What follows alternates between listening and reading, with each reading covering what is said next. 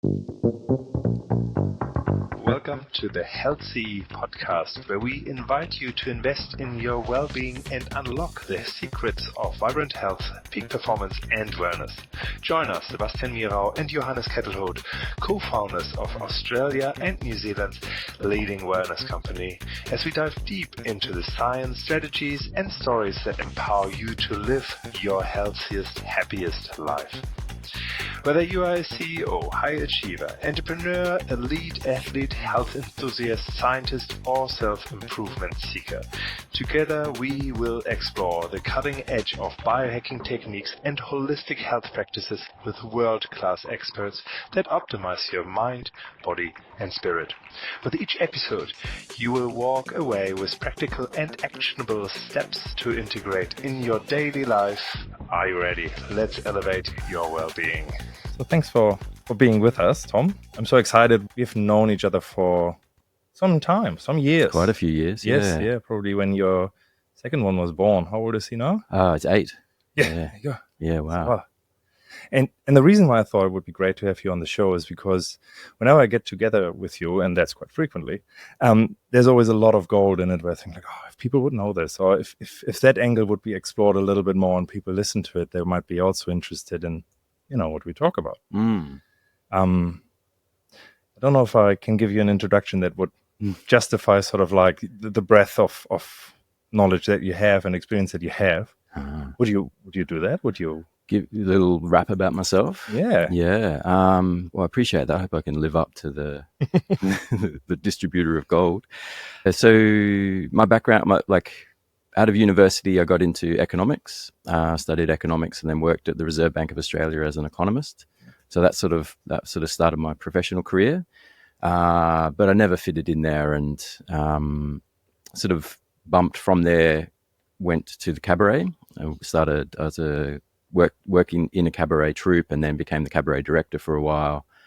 And then from there spent 3 years in Turkey, hanging out with the Sufi community, and then came back here and came to Malmö and started a family. That's the very short version. Yeah, fascinating. And when you're with a cabaret, that would be traveling all around, and we did festivals, like mostly around Australia, mostly in New South Wales. We're based out of Newcastle, so they were doing regular things in Newcastle. Yeah. Something that of that profession in particular that I found fascinating is you learn a lot about your audience and what makes them tick, or what triggers them to feel joy and pain and all the rest of it. And you almost, I could imagine you start to understand life much better because you interacting with people and sort of what the reactions are like, right?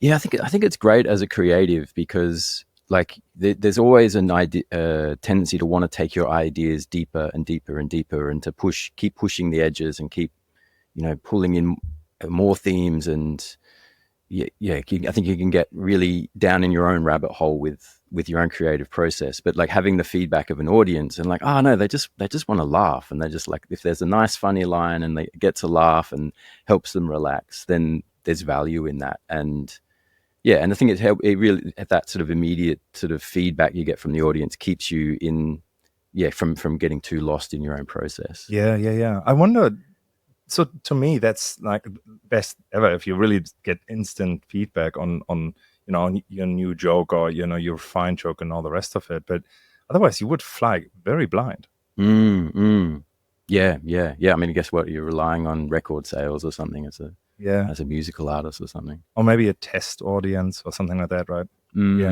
But so you could by design actually say, I want to evoke this particular emotion in an audience, right? Yes. Yeah. I mean, so my particular creative process is poetry. Yeah. And poetry is the language of emotion. And what I feel like great poetry does is it, think of it like a necklace with certain gemstones, and you sort of laying out with the emotional flavors these particular gems. And the interesting thing about it is particular emotions unlock other emotions. Right. So if you want people to feel love and that sort of ness, you want to give them a taste of grief. first. Wow. You want to and I think it's about acknowledging the humanity and the struggles of humanity. And once that's there, once that's been spoken to, then people, I think, feel liberated to laugh and to feel love and those juicy emotions.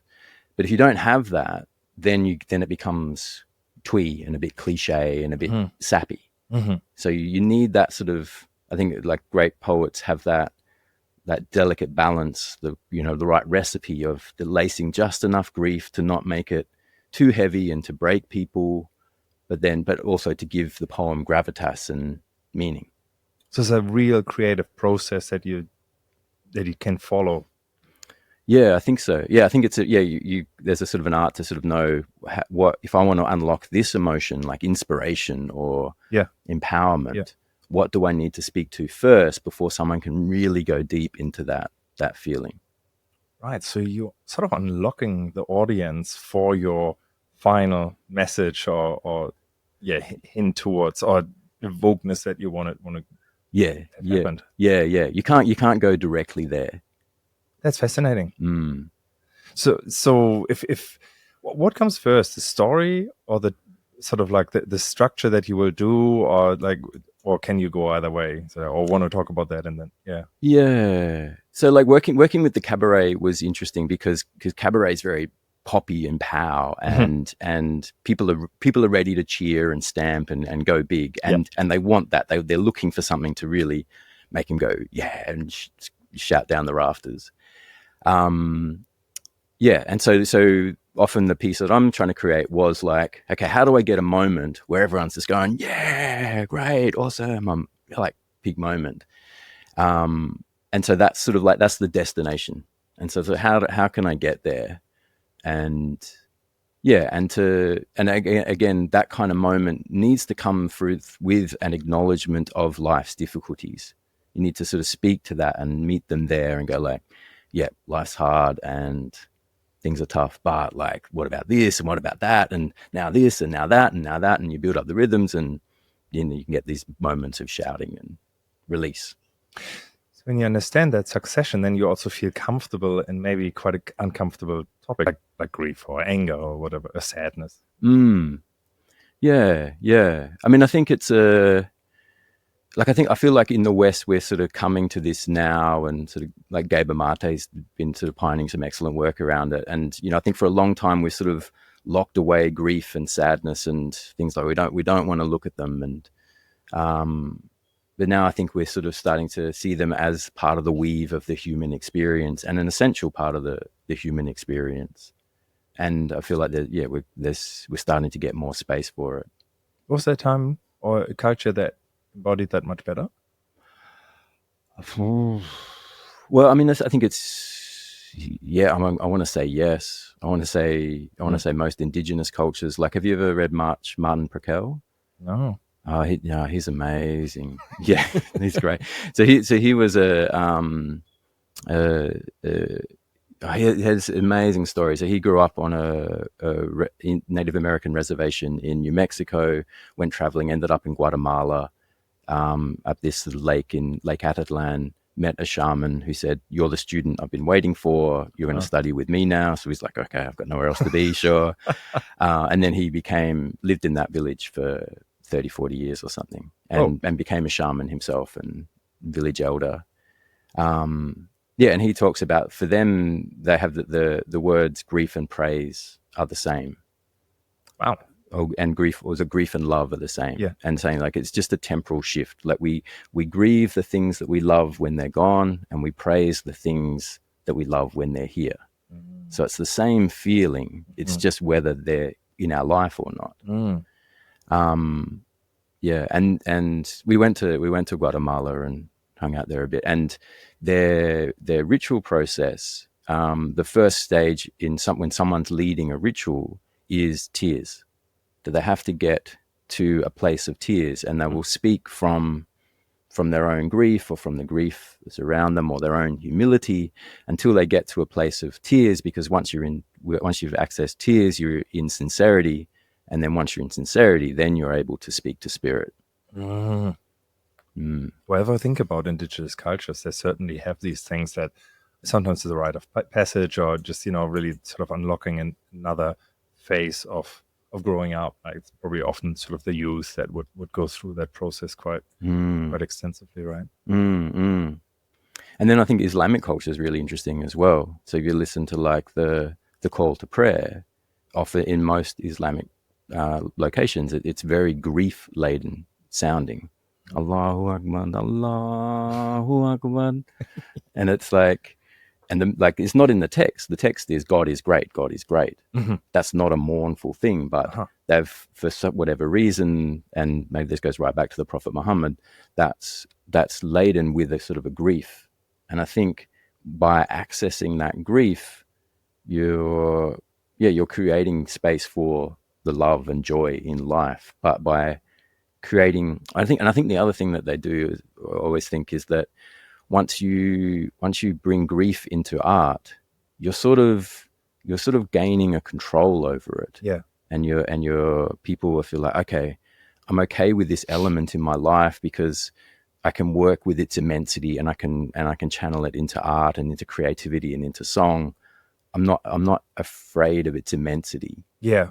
And I think this is why I asked you the question, like, you're probably not afraid anymore to do a part of your act in that energy, because you know that that's okay. And it's also okay to evoke it in others because you understand the process, which is really what I found with shamans, because I understand that and what it evokes on the other side. They can hold a process well. Like, if someone freaks out or feels lost in a moment, right, then they understand that, because they have the map in their head. It's like, okay, they can now go like the appreciation, the sadness, whatever, and then they go from there. And the reason why I find this topic so fascinating and wanted to talk to you about it, because I feel the arts, to me anyway, have been underrepresented for what it actually is. And I come out of not family that really appreciates arts to the degree that others might do, and work a family and all of that. And what I in recent times really understood is that it's not just something nice to look at. It's not just saying I'm cultivated, I can appreciate how this looks or something like that. But actually, it's a type of therapy, and that's not only for the artist. You can say art therapy is making art, but looking at it, allowing this to evoke something in you, and feeling what might otherwise not be teased out of you. And so I think this is something. This is a tool that is actually open to us. And if people feel lonely, maybe they want to go to the theater or to Cabaret, whatever it is. These are all tools that I think, from my side, they're a little bit overlooked. Netflix can't provide that, only if you get a good movie, like there's like live stuff in particular I found. And yeah, I think it's really inspiring. I mean, I think like Netflix suffers from being too good in a way, that it's so good at holding the illusion of that you're just in a reality with other people, watching people in a reality. You lose the sense of like, I'm watching a piece of craft. So if you're in a theater, for example, like I think you're much able to hold the sense that we're in a theater and these are people participating in a craft, and there's a writer and there's things happening that are working with the artistic material.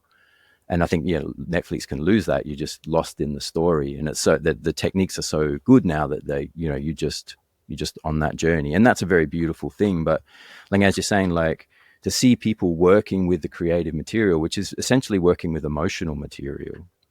And I think what creativity does when you have your own creative practice is you start teasing apart the like immensity of feelings, or the sort of like the big blocks of feelings. And so like, I'm feeling sad, but actually if I really start to unpack that, and if I have to express that sadness, I realize that actually there's grief there's nostalgia there's a sense of disappointment in where my life's going or whatever it is.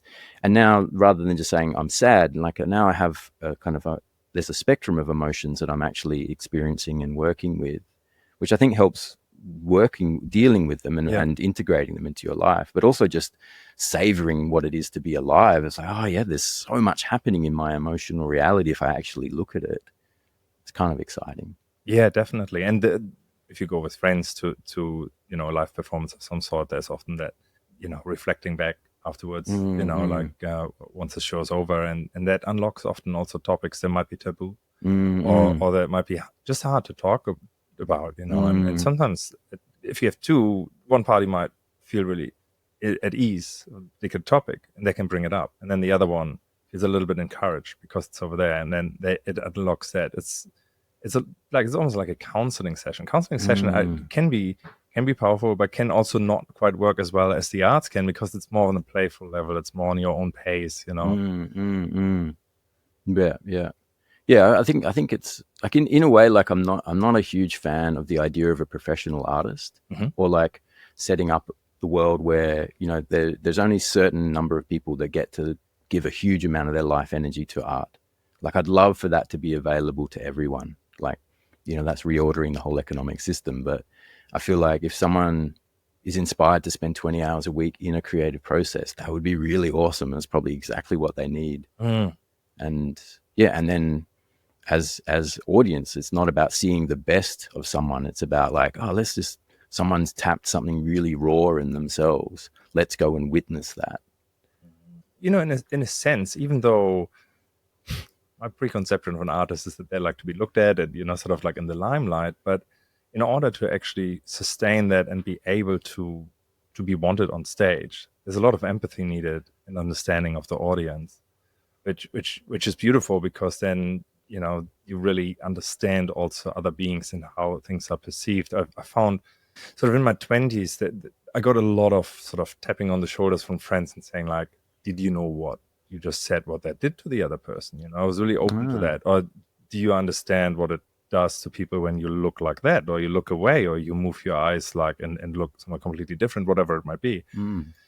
And that was super helpful. It was super helpful because before that it was more me just within me, just like I want to communicate a thought and here's my thought, but not thinking about, well, maybe the person on the other side is not quite ready for the thought. Maybe it's similar to you. It's like what you were saying about, you sometimes preempt it with something else to go there rather than go straight in. And that's a skill. That's amazing, because let's say I want to criticize someone and I go straight into exactly what I wanted to say.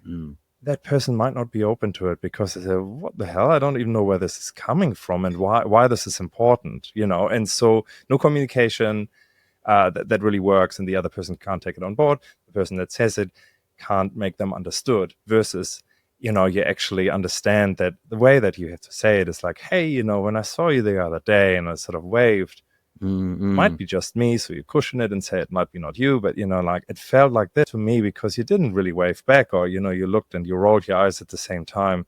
A simple example with the other one said like, I was actually, you didn't see, but I had an earpod in my other ear, and I was listening to a story, and I rolled my eye because it was really silly what the person told me. I mean, this is just off the cuff sort of like example, but there's certainly communication is so important, and knowing how to actually get to something that has a lot of gravity. You need to prepare the ground almost to talk about that, right? And I think artists must have a really, and poetry in particular, because it's so precise, understands the audience. Otherwise, or what you really want to evoke and say. Yeah. It does require that. And also, like, like David Whyte talks about the great poetic tradition of self-admonition. So like giving yourself lessons.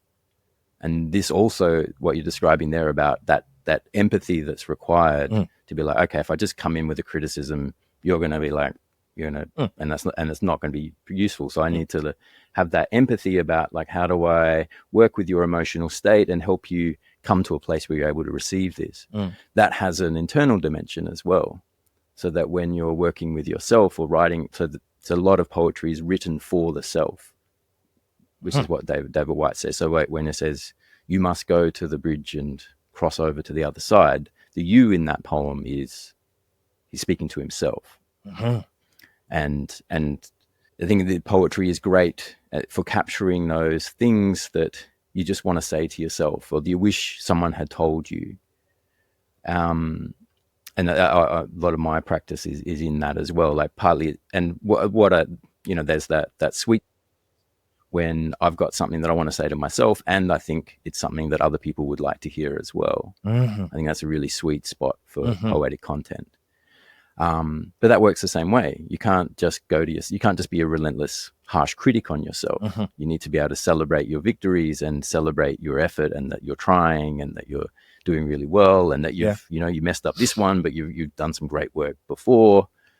That has a similar dimension, and so you the kind of the skill, the umbrella skill you're developing is empathy, but it works for yourself as well. Yeah,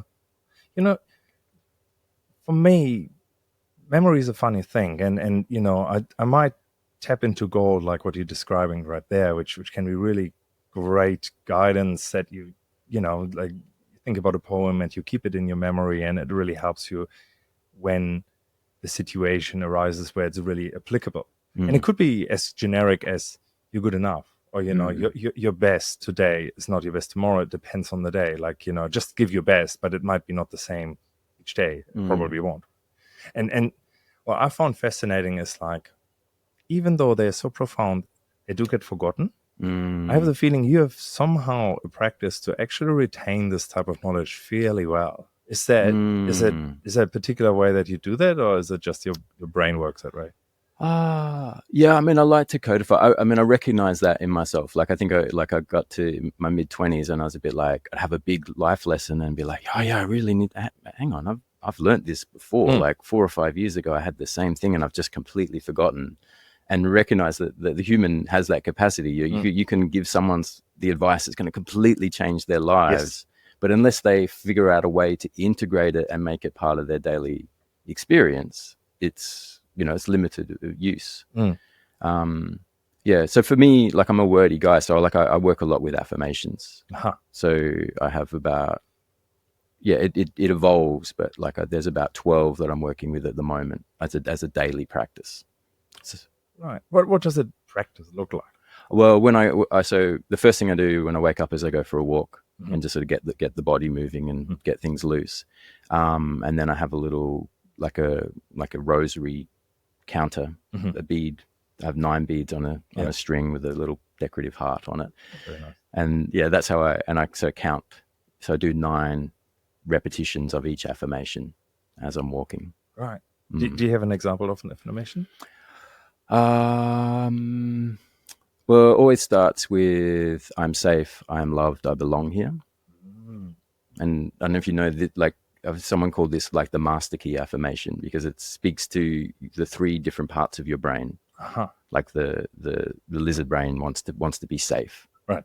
The animal brain wants to be loved, and the human brain is all about belonging. So if you're speaking to each of those brains and going like, "Hey, lizard brain, we're good, we're safe." Animal brain, it's all right, we're loved. Human brain, we belong, everyone likes us. Yeah, great.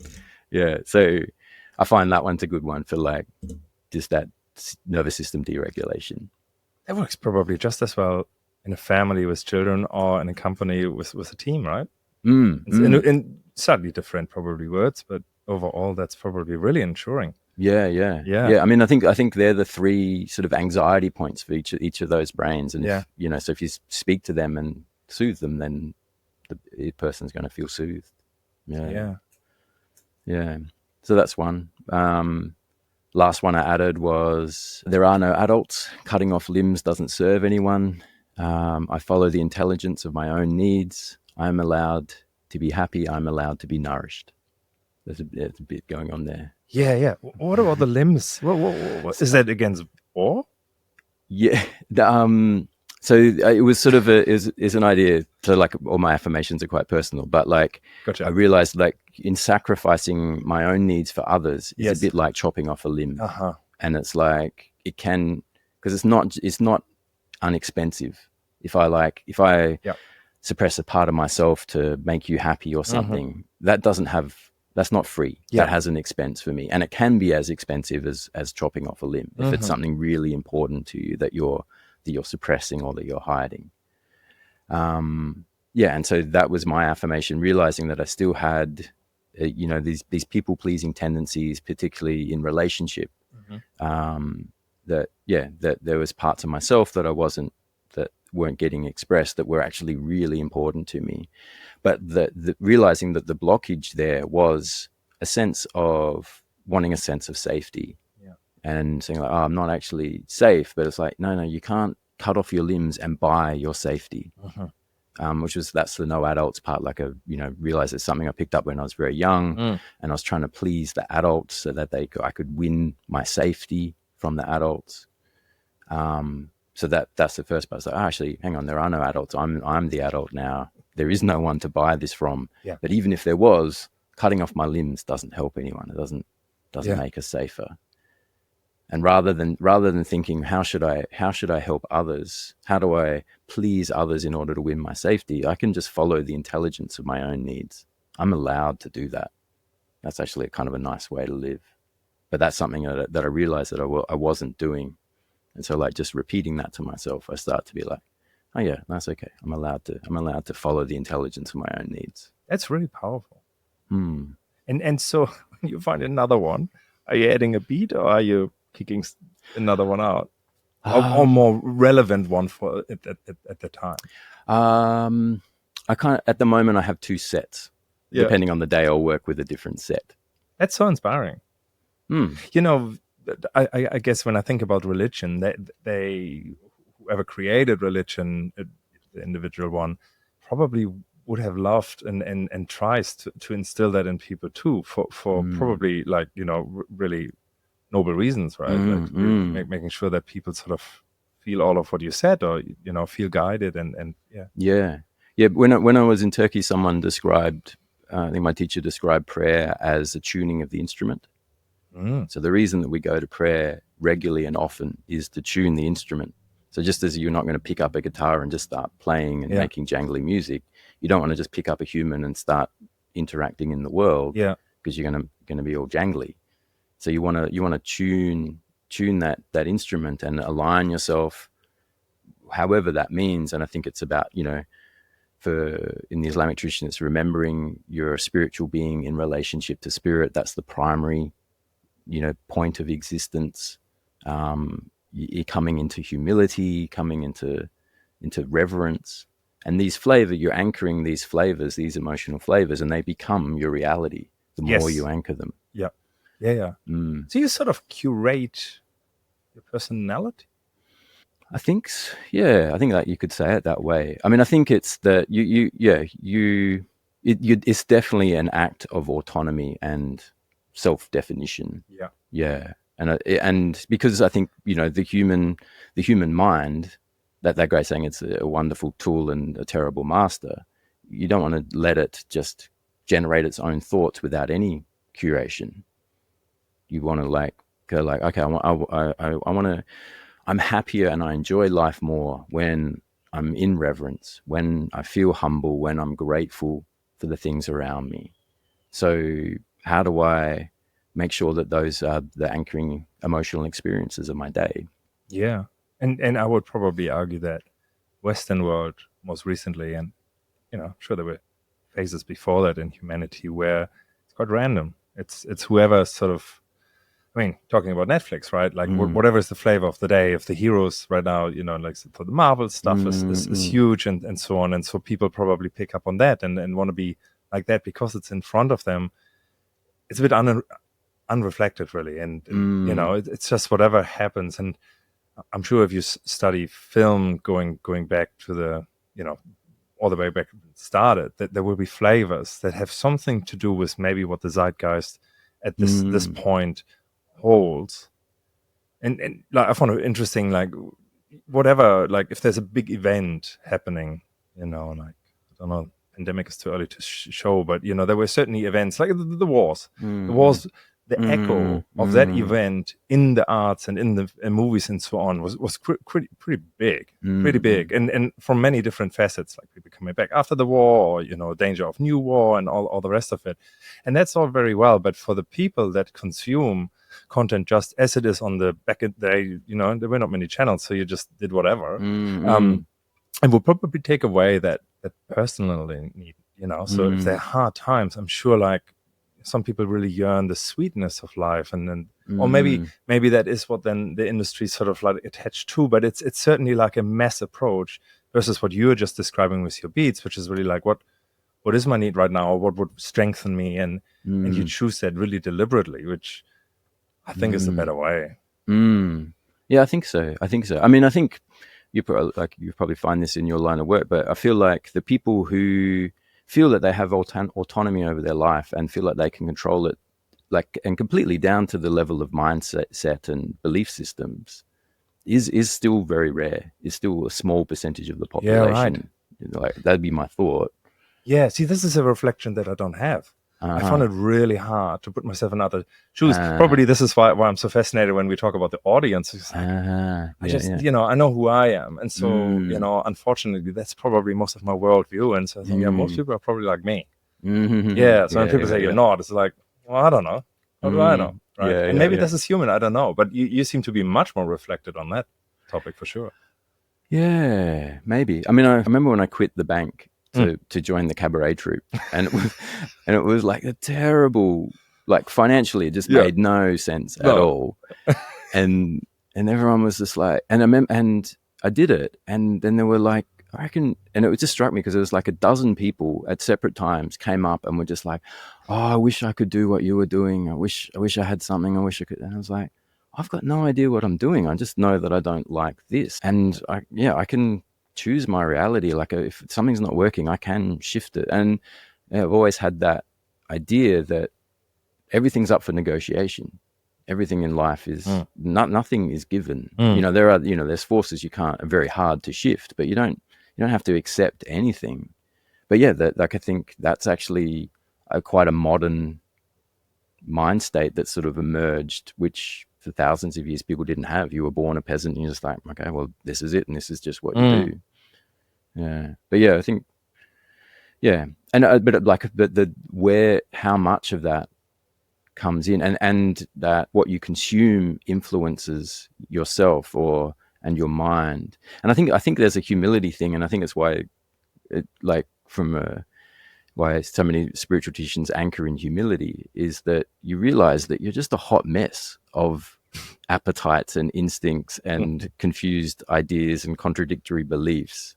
And you can't take yourself too seriously, and you can't just let yourself just consume whatever just is appealing in the moment and think that that's not going to have an impact on you. Everything has an impact on you. I think, and you look at food still, is like people eat terrible things and still don't think that has an impact on them. And I think the Marvel movies is really interesting because superheroes are characters who achieve everything with zero effort. Yeah, that's pretty nice. Right? Yeah. And that's the mythology. Like, I want to go there, I just fly. Like Superman. I remember the old Superman and Clark and Lois, the TV thing. Lois goes around in his apartment, opens up the fridge. It's full of chocolate bars. Nothing but chocolate bars. And then he comes out of the shower and he's completely shredded, just like abs and just looking super hot. And she's looking in the fridge going like, what? How are you eating all these chocolates and still looking this hot? Yeah. And it's like, and for me, it was like, that's the fantasy you're selling. Zero effort, complete results. Yes. And I feel like with Marvel, I think that's the seduction of them. And it's why they're popular, but why they're potentially, I think, really problematic.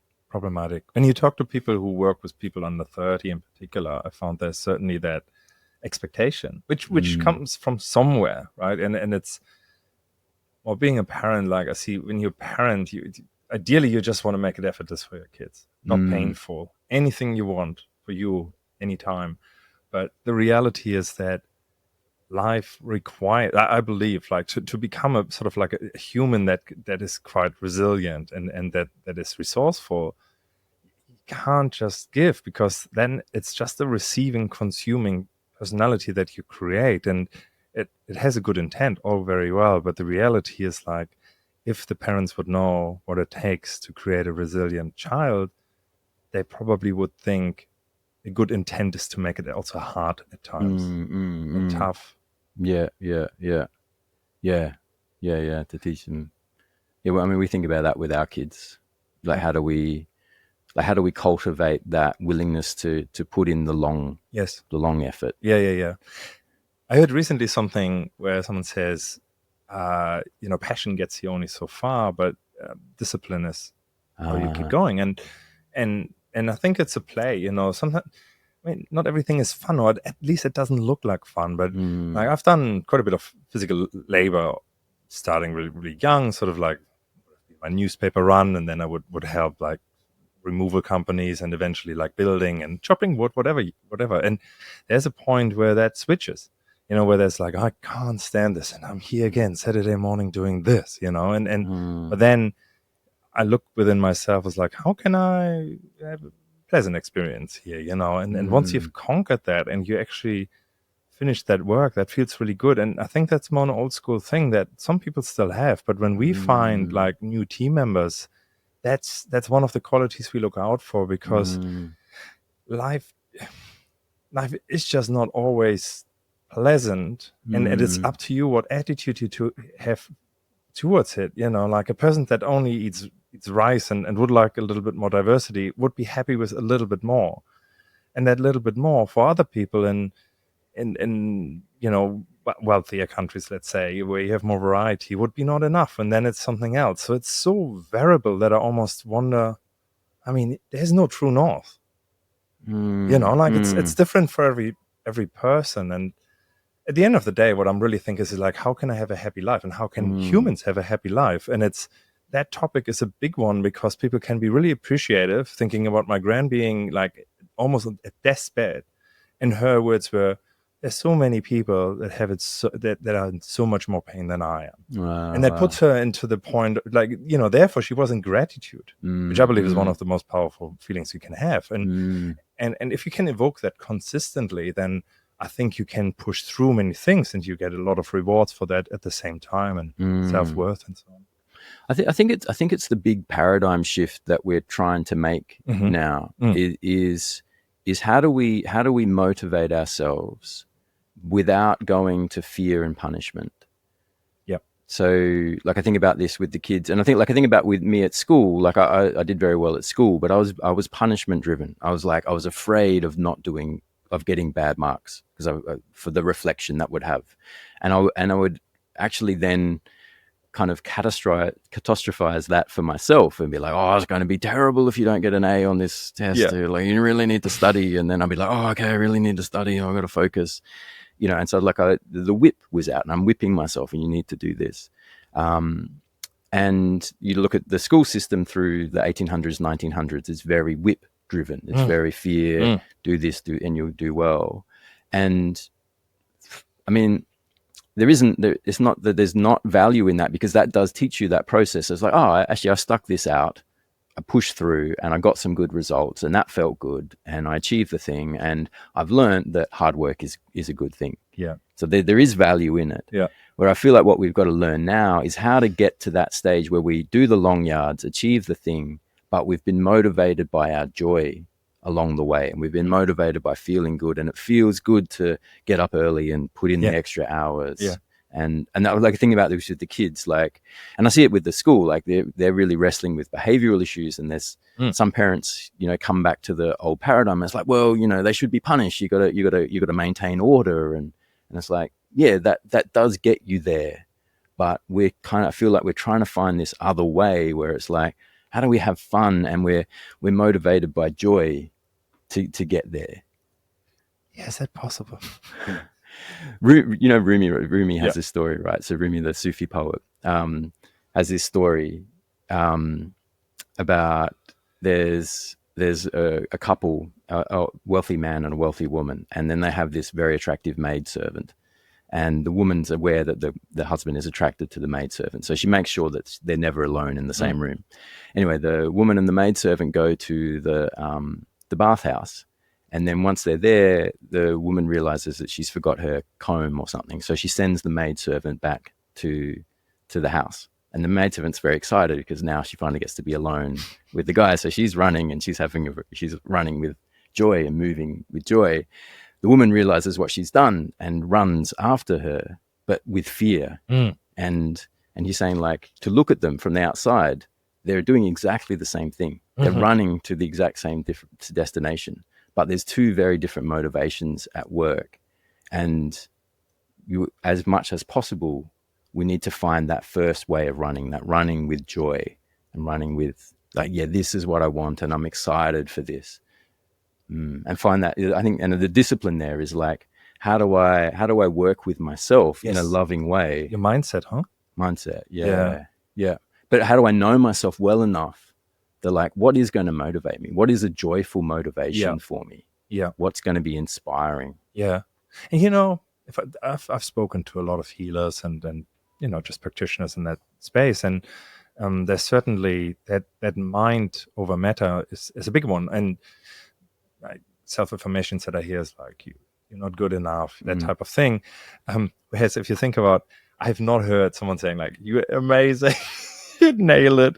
And they would manifest an illness, but they manifest an illness when they're really unkind to each other, you know, when the pressure is too high and that type of thing. I found that fascinating because in a sense, you can then really be alchemistic and just say, I need a motivation here. And I just have to be a bit creative and be a bit of soul searching of like, what would motivate me? And for some people, it's as simple as like, I will buy myself that little bit of better lunch because I will do a little bit of job, but otherwise I will just get the lowest lunch or whatever. For some people that carrot works, and for other people it's different. I struggle with that. My reward system needs to be checked by someone else. So I said to my wife, look, this is my goal. If I achieve it, then it's unlocked, otherwise it's not. And that works for me better. So I might have not the discipline, or I just have the self-worth that I said, yes, I know I didn't achieve my goal, but I'm still worth it, and I get the better lunch. I still deserve a little treat.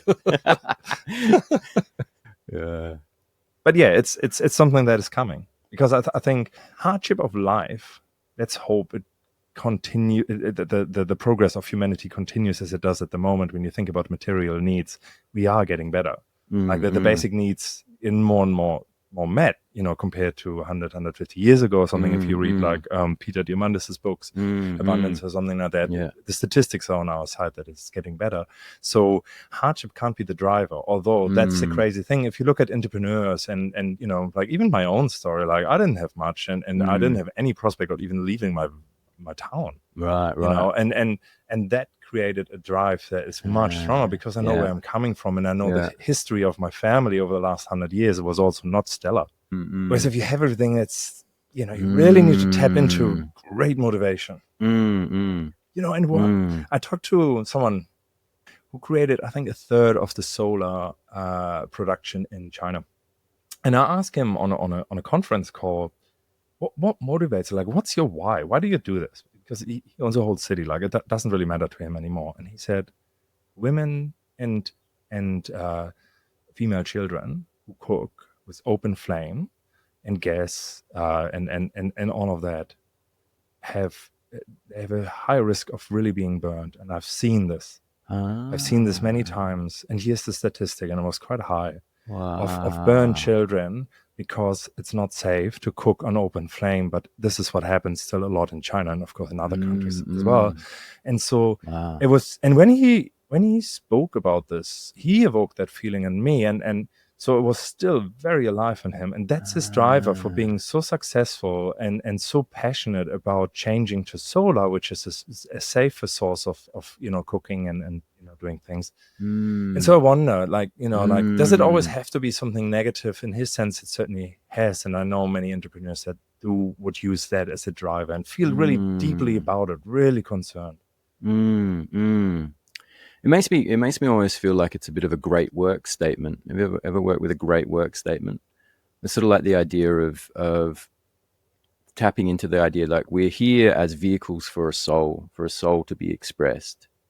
What does that soul want to do? What does that soul want to express in the world? Yeah, and I'm not saying it has to be it doesn't necessarily have to have a spiritual dimension. It's really just tapping a depth within you, and it's like, what is it that really brings me alive? And that I think it's that feeling of aliveness, which I think can come through hardship. So it's not joy that motivates us necessarily. It's not when do I feel good and comfortable and happy? It's like, when do I feel alive? Like I'm at that point where my soul is really present and really here and showing up in the world. And what are the conditions that bring that about? And so I feel like a statement like, for him, like I hear, like helping women and girls avoid getting burnt in the kitchen. That feels like a soul mission, soul level mission. And I think, you know, if you can live at that edge, I feel like potent things could happen. Yeah. Yeah, actually thinking about my wife, she loves acting, and if she sees that, she evokes emotions, and in her audience, that's something that, you know, makes her really, really happy.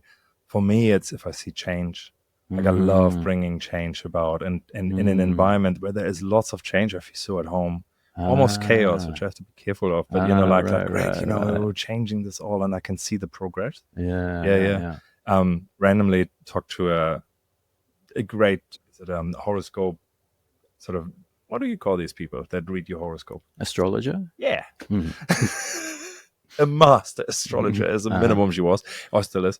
And she would say, oh, you know, actually you're dominated by something called Uranus, that planet. And so because of that, you have Uranus rules the sewer, but also change. And I don't know if you've seen much change in your life, but in my mind, your astrology suggests that you are feeling most alive when there's change in your life. And so she said, sewer, if you think about it, it's like it's nothing, it's waste, and you create gold out of that. And that's certainly like it's a pattern in my life, and that's sort of my drive. And it's talking about curating yourself. I mean, I didn't curate that was just in me, which then leads us probably to a conversation of like nurture versus nature, right? Whether you nurture yourself to be what you are, and I think there's a big part that you can do there, but there's also the underlying like, who am I, how I came, what you know. Yeah, I feel like it's like the Buddhist image of cleansing the mirror, or cleansing the prism, to let the light through as cleanly as possible. And I feel, for me, it's that curation. Like I know, you know, like I feel like I feel closer to my great work when I'm feeling courageous and confident and solid and safe.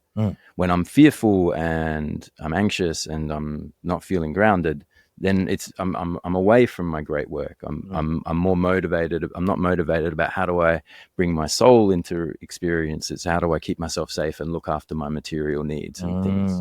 So in curating, to recognizing the conditions where I feel more alive to bring through that soul, and then and creating that is a bit like, you know, cleansing the mirror, and so the light has a clean reflection.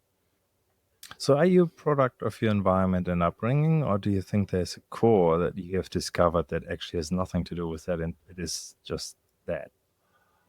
I mean, in my spiritual worldview, I would say that the soul probably chose the environment because that was going to be the right soil conditions for it to grow into its expression. Yes. That's my personal spiritual worldview.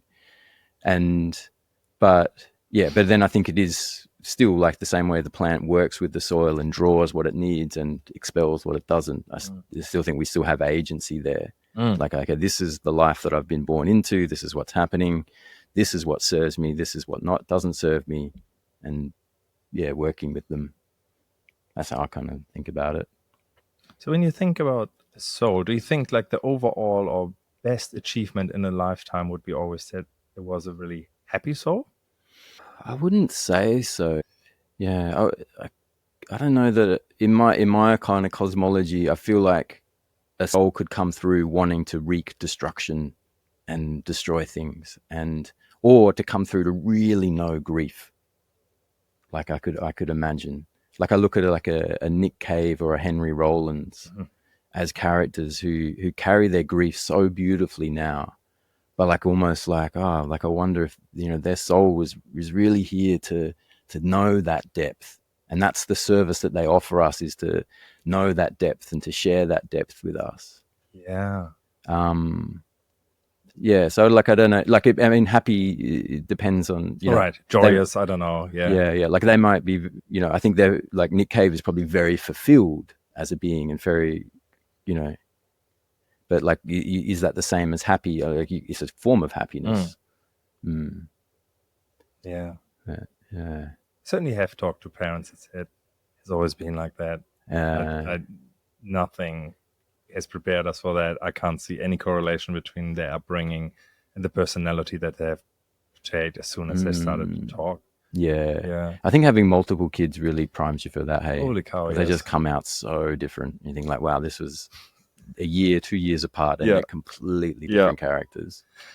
Yeah, from my experience with the 5 we have is certainly that there's that they have some of the essences of the parents, you know, and I guess I think in the future we will learn about DNA and you know how that sets up something, and also how DNA, of course, is not static, but you can actually, you know, with epigenetics, you know, you can switch on things, and I believe I've done a lot of work around that, you know, energy work, but also just mindfulness work, whatever it might be, and it has shaped me and changed me a lot.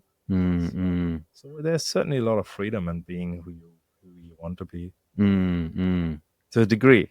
Yeah. Because I come up with some vices is negative, isn't it? Like if you have a vice, yeah. That's just like argument's sake, it's chocolate. Although I don't think this is a really bad vice, but you know, whatever it might be, or it's just there, and you nestle that probably into something that works with your loved ones, so that they don't, like, if you you know, as you say, like, you know, if you think about Nick Cave, you know, like he probably, if he sits around the table, he might bring up a dark topic, right? Or he says, no, this is my artist, Nick, and I only do that when, and you know I can control it. I'm happy to not bring that up much in a family holiday, but when I actually go and do, you know, write my songs and be on the stage or be in the public eye, then I feel really fulfilled if I'm like that dark.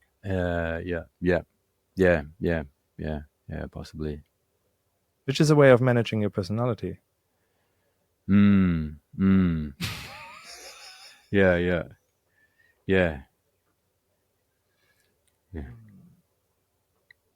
So if I come back to sort of like how you curate yourself by actually going for a walk in the morning, you know, to me that's really important to talk about, because it is an option for people to change. You know, it's, for me, it's, I walk in other people's footsteps through memoirs, through biographies and autobiographies, and I really enjoy that, and I find it's a real privilege to hear people's experience of life and the learnings. And normally people who write that, they're at a point where the money is not as important, the fame probably not either.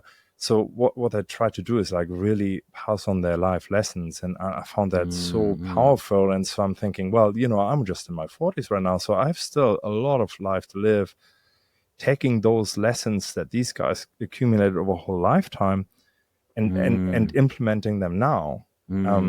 It's extremely powerful, and what I've been missing for years, and I'm only slowly coming to grips with that, is that all that knowledge and all that wisdom runs through me by me consuming books, by me talking to people that are older than me or that just have more experience, or have that particular wisdom that they can pass on. But there's also part of like, how do you actually implement that and remember that? Because, you know, how many people go to a seminar and it's like, oh my God, this is amazing. Now I got the answer. My life will not be the same. But then, you know, Monday rolls around and you go back to work and you forget it within, you know, the first part of the day. And I find that there's really a desire of people. They would love to keep it, but we don't have necessarily the tools. And so what you're saying there, there are not many people that do what you do. Maybe through their religious practice, they are sort of more guided towards doing that. But I think that's super powerful, and it's really interesting if you can actually implement a habit like that, and you choose what you want to curate yourself or part of yourself. You become a more fulfilled person, because you're actually following what you feel your intent should be or is. Yeah, and I think habit is the key.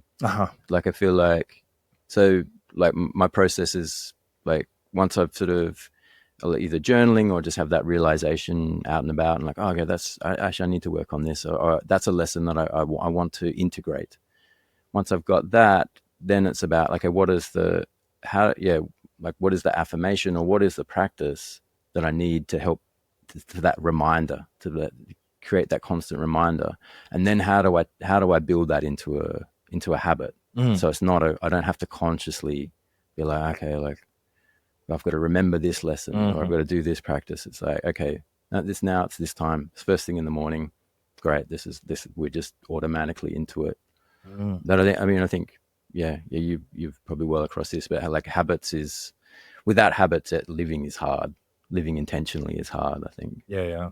We often get feedback that people are impressed that we have 5 kids, but the reality is like, well, we employ tools like habits and structure that might take some freedom away, but makes it really doable. And this is not a lot of kids in the scheme of things if you look back in history, but reality was there was certainly always a structure that works. So, and if you now go a little bit wider and say, like, there are many things that people achieve, and they seem difficult and unachievable when you look at it just without any context. But when you look a little bit deeper, and it's like, yeah, because this person has been doing it for so long, and they're really like, I read a business book every other week, right? And for me, that's passion, but it's also necessity to stay on top of what's going on. And so I enjoy that and so on. And so when people say, oh, you've been successful for quite some time, you were quite lucky there. But I wish it would be just luck and fell into my lap. Or maybe not, because I actually feel I have a lot of control over all of that. How I curate my mind. Yeah. So what's your practice like? If you were reading a book and there was like, okay, that's some gold there. Yeah. What do you then do with that? Yeah. So I have a couple of different categories, which is quotes, insights, ideas. And I put that I have a particular program that puts it automatically into different pages, And so when it comes to ideas, there are certain phases in the year where either the team or the family is like, okay, like, what are we doing next year? And so let me go through my ideas and see what's applicable and, and offer that. When it comes to quotes, that's something I work sometimes, especially when I put that online or when I address the team. So I go through my quotes and say, oh, this is really useful, or this is really useful. But and the same with insights. Insights are normally longer passages that I take out of books. I listen to books, I don't read them. And so when I write down passages that are insights, and it sticks for me quite well because it says context around it. This person did this while I was doing that, while they were doing this, and so on. And often I feel in these types of books that I'm reading, these are life guiding principles. That are really, really useful to be reminded on frequently. And if they are strong enough, I probably put them actually on the wall. Like I have one that a mentor of mine explained to me, which is basically, a story of the American Indians, the Cherokee, where someone says, I'm torn between like whether the future will be positive or negative, and I can see that both could actually happen. Talking about wolves, actually, so that like I don't know if we can manage the wolves, or maybe they will eat us, and what is it? And the feedback is it's your choice which thought you will feed, which reality you will sort of encourage by thinking more about it. And I think that's true with all these insights as well. Is like just remind yourself. So a really powerful question that I would put on the wall is like, what can I be grateful for today? I believe that if you're in a state of gratitude, it's a really comfortable state, and it's a really enabling state to be ready for the day and say, like, well, I already banked the gratitude for this and this and this. So I've already won the day because I know like there is so many good things. I'm grateful for the family, for my health, for living in such an amazing part of the world, and so on. And once you've done that in the morning, it feels like, okay, maybe it gets dampened a little bit by things that come your way, but in the scheme of things, it's drove by all the things I'm grateful for. It's a mind thing, isn't it? Mind. I'm just thinking because there's also the breath, which I found super, super helpful. Yeah. So I used to do an hour in the morning, an hour at night, 108 beats, 108 breath. In and out in a particular way, stop in between and so on. And it really focused me. And I did that for probably almost a year, and amazing time. But what I took out of that, which is still here, is one deep breath will get me almost to exactly that state. It never left me. Yeah. So for me, I know not everyone relates to that. For some people, it's movement or whatever it might be. But for me, it's certainly the breath. So something comes my way that is really quite heavy and difficult, or I'm just nervous. Someone wants to have a private conversation with me and closes the door. I'm like, all right, let's see what this is about, right? But as I did then, like I'm just really taking a deep breath, or even a few, and if I do it in a way, I hold it when I'm fully in, let it sort of marinate, and then go out, there's a relaxation. It's like, whatever, just give it to me. I don't mind anymore, right? And I think so that's certainly like a bodily trick and habit that I lay on top of that as well. And all of that sort of makes me just more resilient to my own thoughts and whatever comes my way. Yeah. Nice. Yeah, I think that's one of the fun things about being human is you can train and shape the organism in a way that things become automatic. Like we don't have to think about brushing our teeth anymore. Right? This is there. And I think with certain affirmations, like after a while, I kind of like why it's an evolving set is like, actually that's just me now. That's just become my worldview. It's just that's how I meet the world, and I don't have to reinforce it anymore. I'm ready to sort of take on new things. Yeah. So yeah, there is these practices can stick. They just become who you are. Yeah. How often do you take? So we talked about daily practices, but how often do you sort of take time to get out of your normal environment and your normal sort of flow to, I guess, reflect or recalibrate or something like that per year? Per year, like a big separation. Oh, you got something else there too in between, do you? Well, I mean, I follow the prayer timer. Like I have a prayer timer on my computer that follows the Islamic prayers. So there's a reminder goes off at the certain stages of the sun, and then I'll take a break from my computer and come into prayer. And that's good. And then in the evening, I go up on the boat on my roof. I've got a boat on my roof. Got a boat. Everyone should get a boat on their roof. We go up on the boat, up onto the deck, and then do some breathing exercises. And like I love going up on the roof because it feels like this unplugging from the grounded reality. And yeah, so they're those sort of like moments of like, okay, I'm in a different reality here. Yeah. Yeah. I don't have so much of a yearly practice or like a regular longer term one. Yeah. You do seem to go away every now and then. Yeah. But not scheduled or just every other year or something like that. No, not specifically. I mean, I think for my wife Anna and I, we both recognize that it's a good healthy practice for us to like fully unplug from the family and have at least a few nights completely out of the bubble of it.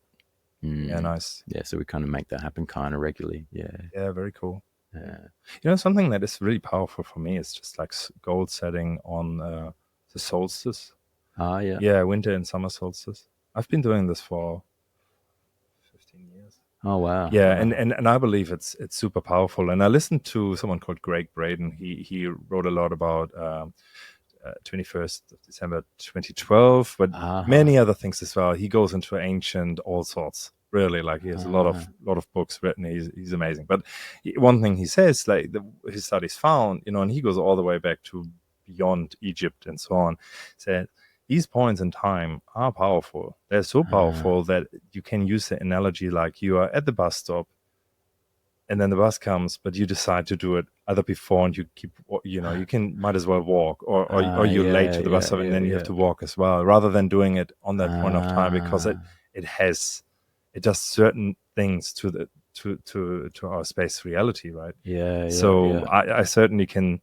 I look back on my goals that I put down, and I remember when I wrote them, it's like, well, it's said you can ask for anything, so I really push it. Not that I believe it, but I write it down, and I look at these goals and I'm like, wow, I was thinking so small, because most of it, like I would say 85% of the goals set become true, and some of them are like at the moment I don't believe them necessarily. That's far-fetched and that's a little bit unusual, but might as well put it down, because it's just like whatever, like there's no consequence if it doesn't happen. But the reality is like a lot of that has happened. It's not. And are you following them up with, like, do they then become part of your like daily and weekly practice? Depends on what it is. So it's not just set and forget, right? Like, no.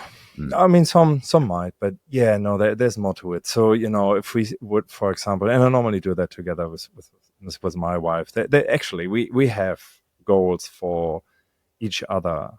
So for our individual ones, we write them for ourselves. Then we have one for our relationship with each other. what we want, maybe what courses we want or how much quality we want to have and that type of thing. And then we have that for family as well. And then we have that per child. We want this child to sort of like explore a little bit more of this. They said they would be interested in, say, a theater play or dancing or something like that. And then, yes, we do actually sit down and say like, okay, next half a year, how can we make this happen? And so for quality time with each other, it's really putting it into the calendar and, arranging babysitters or what have you and so on. So yes, there's a practical element to it. Yeah, that's what I've always kind of imagined that it's, well, I sort of wonder like, the universe is there to help you, but you need to be providing the impulse. You can't ask it to do all the work. Oh, this is like, I don't know if many people still play lottery, but there's this whole joke, right? Some guy like, praying every Saturday and like, please God, can I win the lottery? And I think after half a year, and here's a voice that said like, just buy this damn ticket. So it's really difficult to win if you don't, I'm sure it's possible too, but you certainly, you want to stack the odds in your favor, and having a ticket helps if you really want to win the lottery, right? Type of thing. There's lots to it, but I think curating your life to actually have more freedom is not a bad thing, and that's something that needs to be understood before you really buy into it. If you think you restrict yourself by putting certain things in place, I think you have to see the upside, and that's I guess this episode is a little bit of an encouragement of going in there, and then really understanding sort of what makes you tick. And we started with talking about the cabaret and understanding the audience, but understanding the audience, you also understand yourself, the instrument that you are, the way that you communicate, and have to embody it, understand actually what you're doing, and so on. And that led us, I guess, to say like, how can we curate ourselves? How can we move towards what we want? And Einstein quoted Schopenhauer saying, a human can do what they want, but they cannot want what they do. No, want what they want is a really interesting, really weird thing about looking about yourself. It's sort of like your environment dictates to quite a degree actually how you behave. And you can say yes to how you behave and say, no, I want to do this. But if there is the question is, is there really an original will within you that is really original, or are you always sort of like moved by something else within you? And I guess that therefore, the way that I see life is like, look, I go with as much genuine desire to do certain things and say, this is me and this is what I really want. But the reality is somewhere in between. Yes, this is what you want, and yes, I came with this. The Nick Cave came with that, so you will have to acknowledge that. And I think the truth is in between. You can't just say, well, I am just who I am, or I have complete control, is it? But try to push away the side that you don't like about yourself and don't work with that. And I guess it's also an encouragement talking about all these different things of like, just work with your personality, try to understand yourself, be clear on what you think you want, and then apply certain practices, habits, reflections to enjoy more, because you actually said yes to those things, and then you try to really implement them and become that. Yeah, and I think the trying them is one of the key things. Like I feel like you've got to get out there and play in different spaces to know yourself, to know what you like and what you have an aversion to and what you actually enjoy. Yeah, it takes a long time to uncover, I think. It's true. And when you look at little kids, they try a long time, and get frustrated about it and excited, and then they want more, whether it's putting, Lego together or try to draw something, but they do that. And I think that there's a practice that you can actually continue doing. You have to be gentle with yourself, because life gets a bit busier when you're adult, because you have to work, and there's much more to it. But overall, it's like, if you really, really want to learn an instrument, there will be a way with 50, with 60 still to do that. And I've seen people, and there are lots of books written about people that only started with 50 to be whatever they were. And, they become the top of their field and then acknowledged worldwide for what they did. And that's really encouraging. It's just really, don't give up, right? Yeah. Yeah. Number one lesson. Any last words from you, Tom? No, I feel very full and satisfied. Yes. I always enjoy our conversations. We might have another one in the future. There's always more. And of course, you don't stand still either, which means like, there's always more that you gain and we can talk about. Yeah. Real privilege to talk to you, Tom. Thank you so much for making time. Thanks, Sebastian. Awesome. Thanks.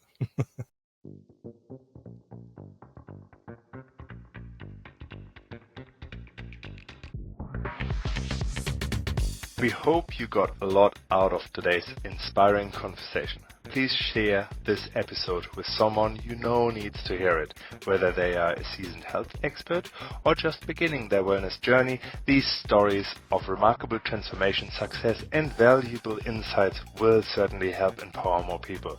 Until next time, have the best life ever.